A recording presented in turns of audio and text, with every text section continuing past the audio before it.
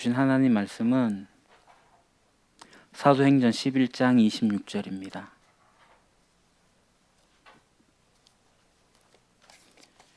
제가 가진 성경책은 신약 207쪽에 있습니다.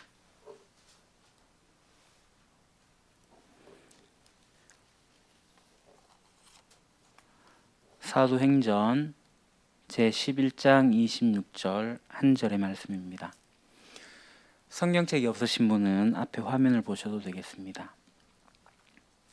우리 같이 봉독하겠습니다.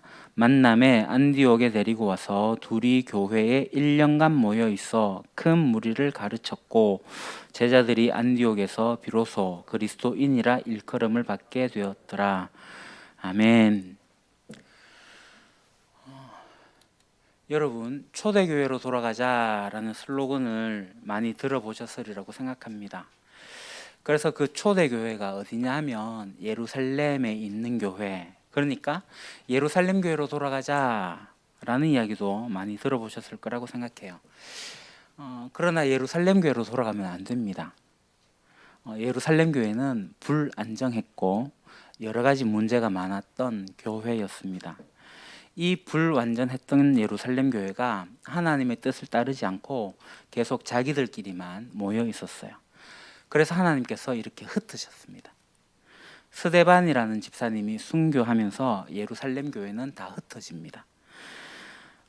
그렇게 흩어지면서 첫 번째 교회가 세워지는데 그 교회가 바로 여기에 위치한 시리아 위쪽에 안디옥에 있는 교회입니다. 이 안디옥 교회를 잘 살펴보면 우리가 꿈꾸어야 할 전형적인 교회 모습들이 나오게 됩니다. 우리는 교회에 대한 고정관념들이 있어요. 뭐냐 하면 교회는 나의 영적 필요를 채워주는 곳이다 라는 것이죠. 그러다 보니 교회의 선택 기준이 뭐냐 하면 이 여러 곳을 찾아가다가 대부분 나에게 유익해, 내 필요를 채워주는 교회야, 이러면 이제 그 교회를 선택해요. 사실 이런 생각은 틀린 것입니다. 제가 여러 교회들을 경험해 봤지만 많은 성도들이 교회를 선택할 때 자기의 필요에 따라 가지고 교회를 선택해요. 마치 쇼핑하는데 영적 쇼핑하는 것과 같아요. 자기의 어떤 영적 필요가 있는데 그것을 채워주는 그런 교회를 찾는 것 같아요. 그러다 보니까 조그만 교회는 안 돼요. 백화점 같이 크다란 교회여야만 해요. 시설도 잘 돼 있고 예배실도, 그리고 음향도, 그리고 이 자리도, 공간도, 주차도, 심지어 화장실도 뭐 다 잘 돼 있으면 좋은 거예요. 뭐 다 좋습니다. 우리 교회는 어떻습니까? 거기에 비하면 말할 바가 없죠. 이게 예를 들어서 장사라고 생각하면 우리 교회처럼 장사하면 망합니다. 오늘날 많은 사람들이 이 자기의 필요에 따라 가지고 교회를 가요. 그럼 이 교회가 뭐 하는 데냐? 교회가 도대체 뭐 하는 데입니까? 교회를 설명해 주는 여러 단어들 중에서 오늘 본문에 그리스도인이라는 이 단어가 가장 잘 말해 주는 것 같아요. 화면요. 여러분이 아시는 대로 이 그리스도인이라는 말은 안디옥에서 처음이 사용이 돼요. 그러니까 이제 헬라어로 이제 여러분 좀 읽어지십니까? 못 읽으시는 분을 위해서 제가 한글로 적어놨습니다. 크리스티아누스, 그리스도인들입니다. 크리스티아노스, 그리스도인의 복수형이에요. 크리스티아노스 읽어지죠? 이 말은 헬라어입니다. 그럼 이 아람어 히브리어로 뭐라고 할까요? 그 밑에 이제 적어놨어요. 읽어지십니까? 메시아, 그리고 옆에 있는 거는 메시아 이렇게 발음이 됩니다. 메시아, 그냥 우리는 우리말로 메시아라고 합니다. 그러니까 크리스찬이라는 이 단어는 크리스티아노스라는 단어에서 온 거죠. 크리스티아노스라는 뜻이 뭐냐? 그리스도에게, 크리스티아에게 속한 자라는 뜻입니다. 그러니까 작은 그리스도라는 의미도 있고요, 그리스도주의자라는 의미도 있습니다. 그러니까 이 그리스도와 같은 말이 메시아거든요. 이 메시아로 바꾸게 되면 메시아 족속, 메시아 지파, 메시아주의자 이렇게 해석을 할 수가 있습니다. 이게 이제 안디옥 교회에서 처음으로 불려진 거예요. 그럼 이 말을 누가 불러준 거예요? 안디옥 교회 교인들이 스스로 우리는 크리스티아누스다 이렇게 얘기한 게 아니라 안디옥에 있는 세상 사람들이 야 너희들 크리스티아누스다 라고 이렇게 불러준 거예요. 왜 그랬을까요? 이 메시아는 이 깨어지고 상한 세상을 회복하러 오신 분이십니다. 그래서 이 땅에 메시아 오셔갖고 뭐 해요? 죄악과 악을 심판하시죠. 그리고 의인을 일으키셔서 그들을 회복시키십니다. 이 깨어지고 망가진 세상을 회복하시는 분이 바로 메시아이십니다. 그러니까 안디옥에 있는 이 세상 사람들이 안디옥 교회에 있는 사람들을 보니까 이 사람들이 정말 메시아를 알고 메시아를 따라서 세상을 회복하고 있는 일에 참여하고 있구나. 야, 이 사람들 진짜 메시아를 따른 사람이네. 이 사람들 메시아주의자다. 라고 메시아 족속이다. 메시아 지파다. 이러면서 세상 사람들이 붙여준 별명이에요. 그러므로 교회는 하나님 나라가 이미 임했고 하나님 나라가 이미 시작되고 있음을 보여주는 곳이 바로 교회죠. 이게 예수님의 가르침이었어요. 이후에 하나님 나라가 완성되긴 하겠지만 지금 하나님 나라가 임해 있다라는 거예요. 하나님 나라가 시작되었다. 그러니 우리는 어떤 사람이에요? 이미 하나님 나라에 속해 있는 사람이에요.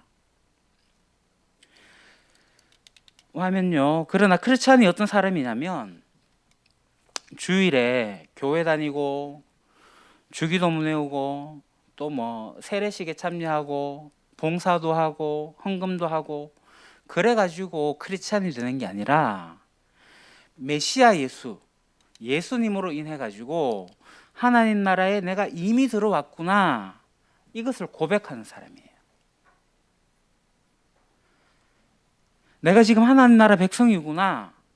내가 그래서 이 땅의 가치로 살지 아니고 하나님 나라 백성으로 살아야 되겠구나.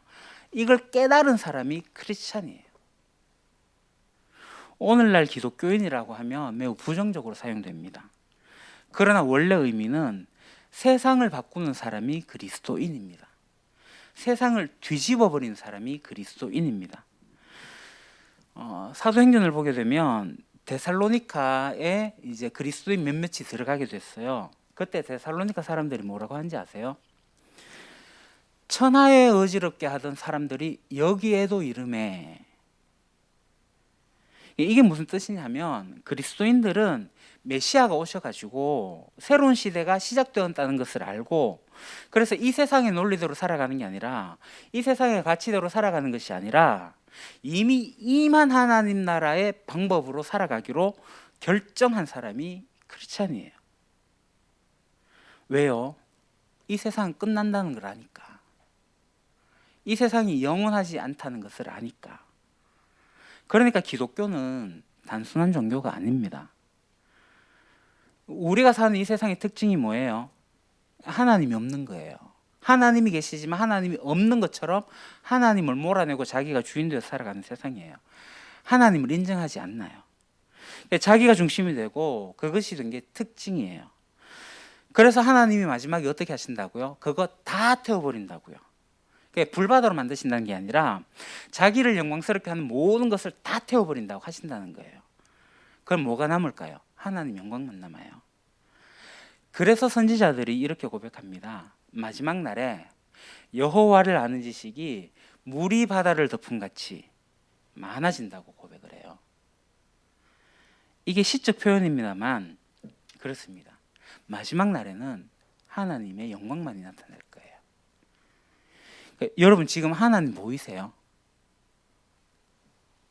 하나님이 보이시면 병원에 가야 됩니다. 하나님은 안 보여요. 그런데 우리는 여기 하나님이 계시다고 지금 여기에 좌정하셔서 우리의 예배를 받으신다고 고백합니다. 믿음으로 고백하는 거예요. 지금 하나님 여기 계셔요. 그런데 마지막 그날이 되면 어떻게 돼요? 하나님을 높이지 않는 모든 것이 다 사라지고 뭐만 남는다고요? 하나님의 영광만이 우리 가운데 남아요. 그날에는 믿음으로 고백하는 게 아니라 그대로 보인다고요. 우리가 하나님을 그대로 목도하게 된다고요. 이게 하나님 나라의 비전입니다. 그래서 우리가 지금 어떻게 산다고요? 그날에 다 타버릴 것을 쫓아서 살아가는 게 아니라 영원히 남는 것을 추구하면서 살아가는 거예요. 예수님의 비유 말씀 중에서 이제 물고기를 나중에 갈라내는 그런 내용이 있습니다. 지금은 섞여 있어요. 가라지도 있고 좋은 씨앗이 같이 자라다가 나중에 어떻게 돼요? 밀은 곡간으로 가고 가라지는 버려져 태워져 버립니다. 그 전까지는 섞여져 있어요. 지금은 섞여 있는 거예요. 이 섞여 있는 가운데 우리 메시아 족속들, 크리스찬들은 뭐 하는 사람이에요? 그 마지막을 아는 사람이에요. 하나님 나라가 이미 시작되었고 이 땅에 있는 것들이 심판받고 사라질 것을 이미 우리는 알아버렸어요. 그래서 신앙생활은 자기 노력으로 하는 게 아니에요. 이걸 다 알아버리면 그렇게 사는 거예요. 이거는 헌신도 아니고 노력도 아니고 그냥 상식이에요. 상식. 그래서 크리스찬 라이프 스타일은 상식이에요. 상식. 하나님께서 이 세상을 멸하겠다고 하셔가지고 내 인생을 이 세상에 내가 걸겠다, 내가 이 세상에서 그렇게 살아가겠다는 이거는 상식이에요. 끝날 걸 알면서 거기에 걸 사람이 어디 있습니까?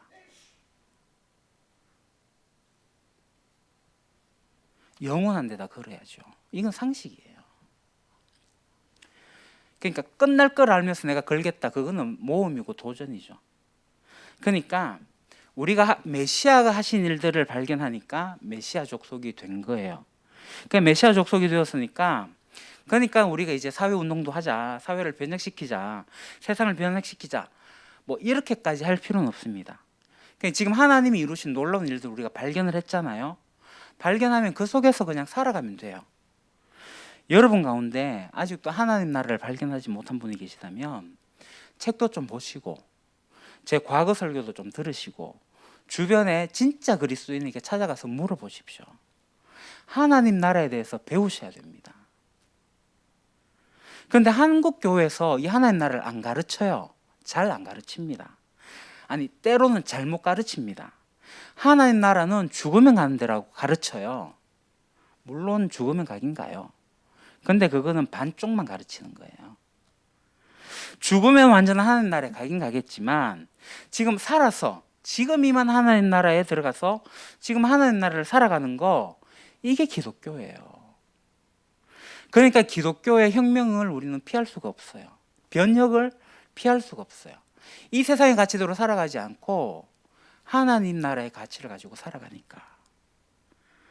그래서 이방인 지역에 첫 교회가 세워져요. 안디옥 교회. 이것은 원래 하나님께서 이 땅 끝까지 하나님 나라를 이루겠다는 하나님의 계획하심 속에서 그냥 이루어진 거예요. 그래서 이 메시아를 받아들인 사람들의 특징이 있습니다. 이 메시아 족속들은 메시아에게 속해 있기 때문에 그 사랑이신 메시아를 따라서 서로 사랑하는 거예요.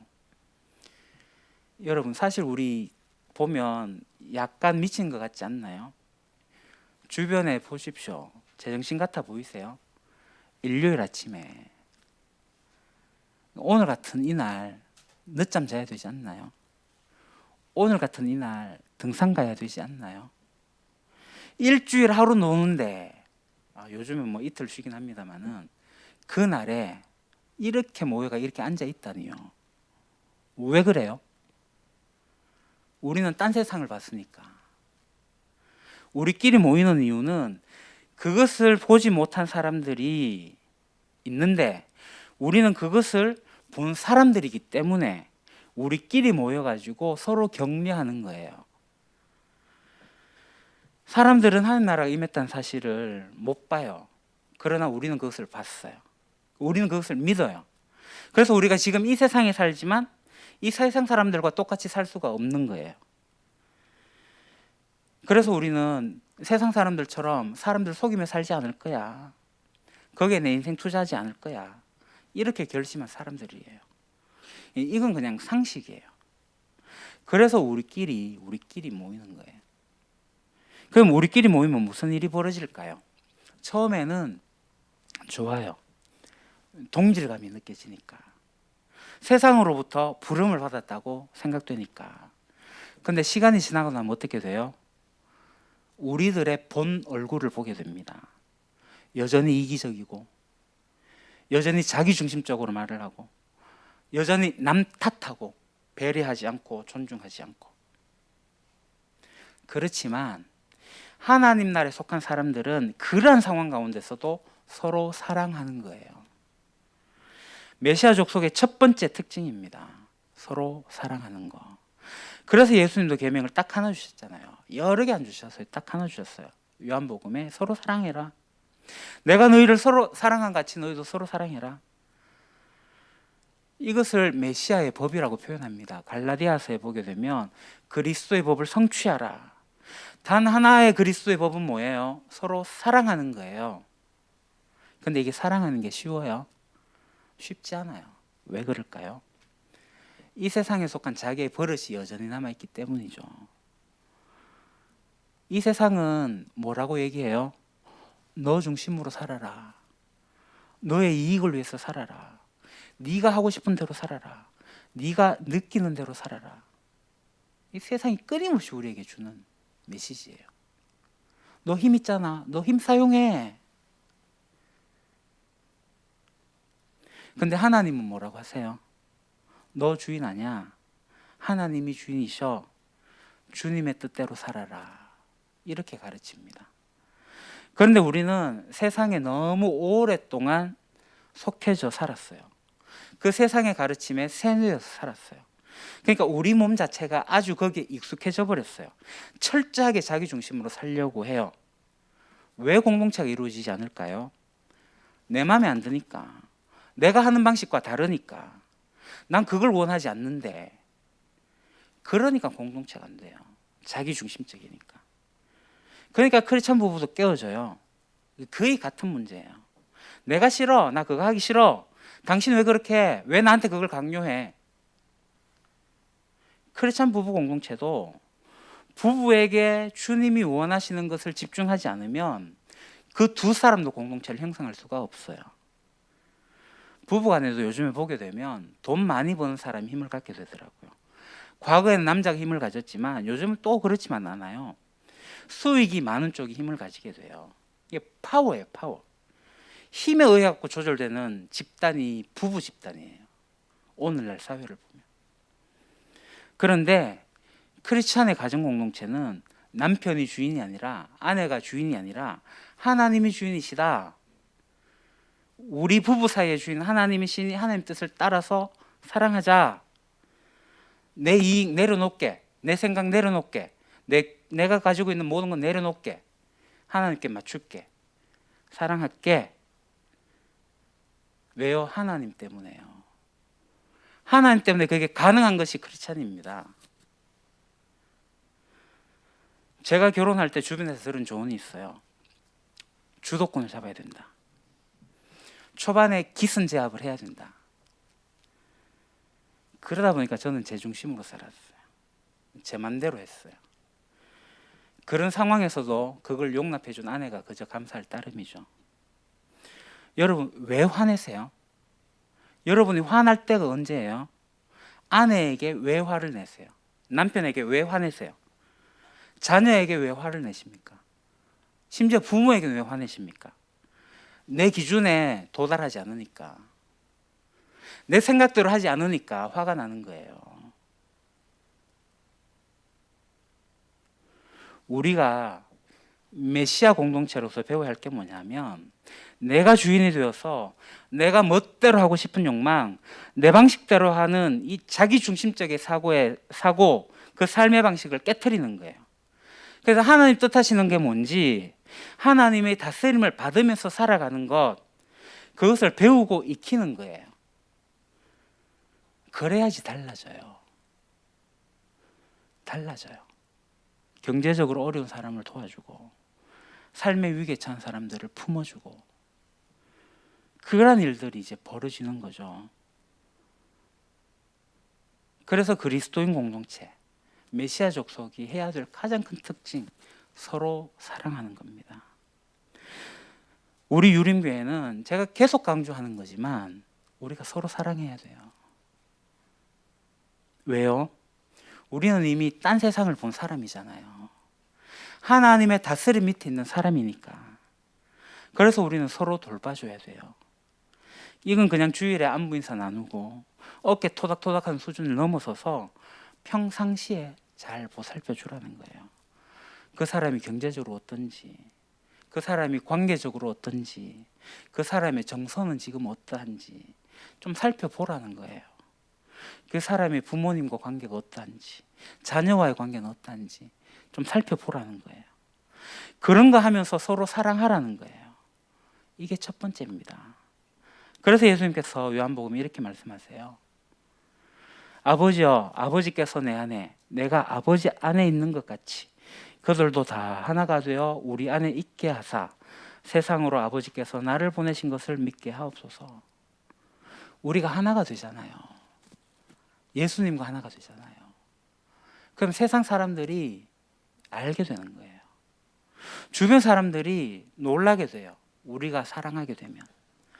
저거 뭐야? 공통분모가 없는 사람들끼리 모여갖고 사랑하네? 전혀 다른 종류의 삶을 사네? 그러는 거예요. 그럴 때 그들이 궁금해하거든요. 그들이 어떻게 그렇게 살아가? 이 소망에 관한 이유를 묻게 된다고요. 그래서 그것을 준비하여서 잘 설명하게 되면, 복음을 제시하게 되면 그들이 하나님께로 돌아오는 역사가 생기는 거예요. 다시 1세기 안디옥으로 돌아가 봅시다. 안디옥이라는 도시는 2만 3만 정도 되는 작은 도시예요. 그곳에 예수님의 제자들, 그리스도인들이 모였어요. 이 모인 것을 안디옥 세상 사람들이 발견하고는 이들의 전혀 다른 라이프 스타일로 사는 것을 바라보고는 그들이 이들의 이름을 지어줬어요. 이게 뭐냐 하면 그들의 공동체가 이 안디옥이라는 도시에서 도드라지게 보였기 때문이에요. 제가 생각하는 오늘 한국교회 문제, 특히 우리 유림교회 문제는 뭐냐면, 일단 경주 전 지역에서 이 유림동에 있는 예배당의 사람들이 속 들어와 버려요. 그러니까 사람들 눈에 안 보여요. 예배당 건물만 보여요. 세상 사람들이 어떻게 있는지를 잘 몰라요. 그런데 이 안디옥 교회는 이들이 모였던 것을 다른 사람들이 관찰할 수가 있었어요. 그들의 공동체를 보고 이 사람들이 별명을 지어줬다니까요. 그럼 우리는 어떻게 해야 될까요? 우리가 모이는 거, 우리가 살아가는 거, 그거 보여줘야 돼요. 동사무소에 우리가 뭐 돈 100만 원 기부해가지고 우리 교회 이름 알리고 그런 거 말고요. 이 건물 지어갖고 십자가 해놔갖고 이게 교회다 이런 거 말고요. 우리가 살아가는 모습을 이 세상 가운데 보여줘야 돼요. 우리의 삶터에서 교회는 우리의 모습이 드러나야 돼요.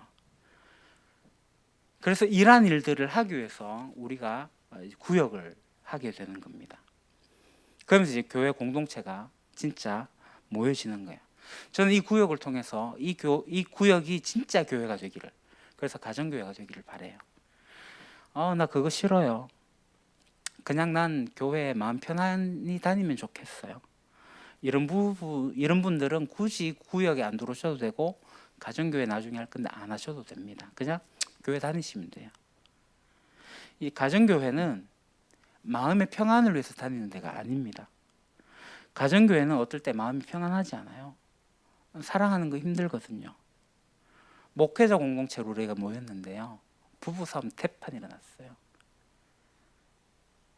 그래도 모여요. 사랑하려고. 평안을 위해서 다니실 거면 정말 죄송하지만요.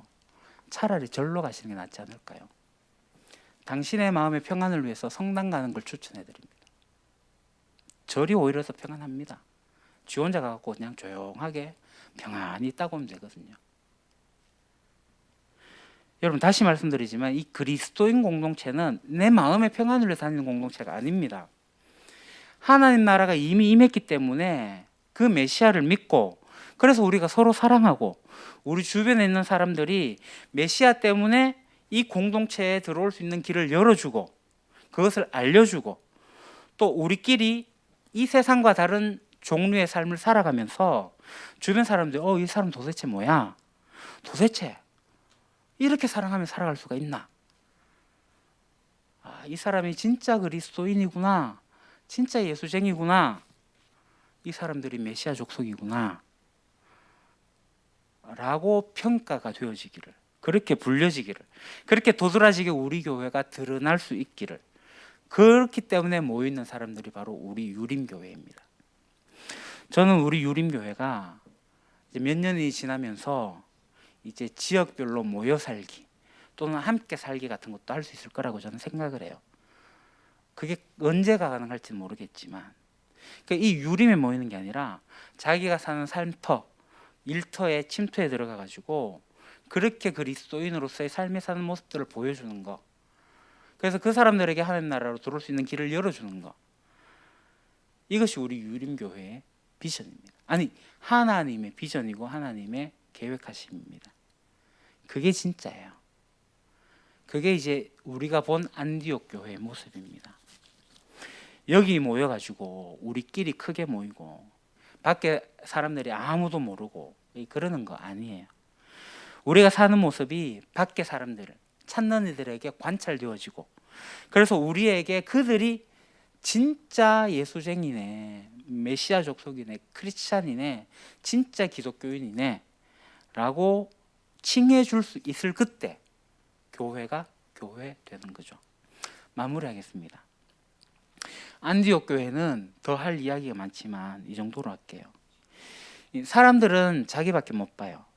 그런데 우리가 아시겠지만 11장에 보게 되면 스데반 일로 이제 막 흩어지는데, 그때 구브로와 구레네 몇 사람이 안디옥에 이르렀어요. 그때까지만 해도 유대인에게만 복음을 전했는데 구브로와 구레네 이 몇 사람이 이방인에게도 이제 복음을 전하게 되었어요. 하나님 나라를 전했어요. 그래서 그것을 받아들인 사람들이 안디옥 교회에 모이게 되었고 교회가 되었어요. 저는 우리 유림교회를 이렇게 세우고 싶어요. 세상의 방법으로 교회를 세우는 게 아니라 주님의 손에 의지해 가지고 교회를 세우고 싶어요. 세상의 방식을 뛰어넘을 수가 있어요. 여러분, 좋은 시설 갖춰야 되고 좋은 화장실, 좋은 교육 환경, 이런 건 세상적 방식이에요. 그러나 하나님께서 오늘도 우리와 함께 일하고 계신다면 그것을 본 몇몇의 사람들이 하나님의 비전을 붙잡는 거예요. 그 비전을 붙잡는 몇몇의 소수의 사람들과 이 비전이 맞을 것 같아 라고 하는 사람들과 함께 같이 가는 거예요. 구브로와 구레네 몇 사람은 겨우 몇 사람이지만 그걸 했어요. 모든 사람이 다 하는 거 아니에요. 괜찮아요.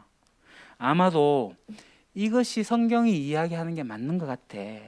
이 정도의 마음만 있어도 저는 충분히 할 수 있다고 생각이 돼요.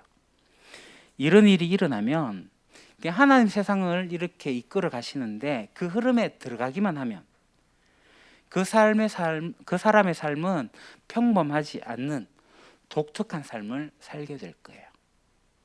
그런데 아무리 훌륭한 사람이라도 이 하나님의 흐름의 역사 속에 들어가지 않으면 지멋대로 살다가 지 혼자 잘난 체하다가 그대로 끝날 거예요. 그러나 아무리 평범한 사람이라도 하나님의 역사의 흐름 속에 자기도 잘 모르지만 슬쩍 들어가기만 하면 그 흐름을 타면서 그 인생이 의미가 있어지는 거죠. 안디옥 교회에 속했던 사람들은 자기들이 뭐 했는지 몰랐을 거예요. 그냥 거기에 들어가 있었어요. 그런데 이 안디옥 교회가 훗날 200년이 지나고 나서 몇 날이 지나지 않아서 세계 선교의 중심 기지가 되었고, 나중에는 안디옥 학파라는 성경 해석의 가장 중요한 학파가 그 안디옥에서 나오게 되었어요. 안디옥에 있던 사람들은 그것을 꿈꾸며 하지 않았을 거예요. 그냥 하나님의 나라를 이야기하고 서로 살아가면서 살아갔던 거죠. 어떻게 하면 내 인생에 의미가 있을까? 자기의 인생의 어떤 것들만은 생각하는데 진짜 그 의미를 찾기 위해서는 하나님의 흐름 속에 들어가는 거예요. 하나님 지금 뭐 하고 계세요? 여러 가지를 말할 수 있겠지만 저는 하나님이 성도를 세우는 교회, 성도들이 세우는 교회, 그것을 하나님이 세우신다고 저는 믿습니다. 지난주에 우리가 에베소서에서 말씀을 찾아본 것처럼 성도들이 온전케 되고 봉사 일을 하면서 그리스도의 몸을 이루는 거예요. 성도가 교회를 세우는 겁니다. 오늘날 그동안 많은 카톨릭 전통과 이 종교개혁의 전통은 여전히 건물 중심이에요. 여전히 사제 중심의 교회를 세웠어요. 잘못된 겁니다. 목사가 왕노릇하는 교회, 신부가 왕노릇하는 거, 교황이 왕노릇하는 거 아니에요. 성경은 성도들이 깨우쳐서 성도들이 교회를 세우는 거 하나님께서 원하세요. 하나님은 지금도 성도들이 세우는 건강한 교회를 세우십니다. 건물 중심의 교회가 아니라, 목사 중심의 교회가 아니라 성도 중심의, 공동체 중심의 그 교회를 하나님께서 세우셔서 하나님의 나라를, 하나님의 역사를 하나님께서 이끌어 가십니다. 기도하겠습니다. 하나님, 우리가 안디옥 교회를 바라보면서 서로 사랑하는 가운데 하나님 나라를 발견한 그들이 세상과는 다르게 사는 삶의 모습에 이 세상 사람들이 그리스도인들이라고 호칭하여 준 것을 보았습니다. 오늘 우리는 어떻게 살아야겠습니까? 우리 교회가 하나님 나라를 발견하였기에 하나님 나라에 속해서 서로 사랑하며 살아가기를 원합니다. 그리고 우리 교회를 통하여서, 우리 성도들을 통하여서 세상 사람들이 하나님에 대해서 궁금해하고 우리의 소망에 대해서 물어보게 될 때 하나님 나라 복음을 잘 증거하고 나타내어서 하나님께로 돌아올 수 있게 하는 그 일이 우리 교회를 통하여서 이루어지길 원합니다. 하나님의 비전, 하나님의 꿈 이루어주는 저희가 되기를 간절히 소망합니다. 하나님이 일하시니 나도 일한다 라고 하신 예수님 말씀처럼 우리도 하나님과 동역하기를 원합니다. 예수님의 이름으로 기도합니다. 아멘.